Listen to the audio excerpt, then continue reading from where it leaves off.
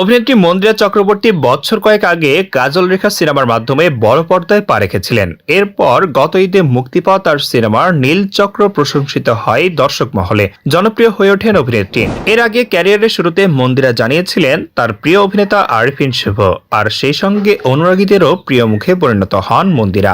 ভাগ্যক্রমে নীলচক্র সিনেমাতে প্রিয় তারকার সঙ্গে জুটি বেঁধেছেন অভিনেত্রী। সিনেমাটির গল্প ও নির্মাণ শৈলীর পাশাপাশি দর্শকের মনে ধরেছে মন্দিরা ও শুভ জুটি। সিনেমা প্রচারের সময়ও এই তারকা জুটির খুনসুটির নজর কাড়ে দর্শকদের। সেই থেকে নানা গুঞ্জন শোনা যায়, তবে তারা পর্দায় এই জুটি কি বাস্তবেও এক হতে চলেছেন, এমন প্রশ্ন অনুরাগীদের। এদিকে বিচ্ছেদের পর সিঙ্গেল লাইফ কাটাচ্ছেন আরিফিন শুভ, ফলে নীলচক্র দেখে অনেক দর্শকের মত এমনটি। এই বিষয়টি নিয়ে সিনেমা প্রেমীদের মনে যখন নানা জল্পনা, তখন এমন প্রশ্নের মুখোমুখি হচ্ছেন অভিনেত্রী মন্দিরা চক্রবর্তী।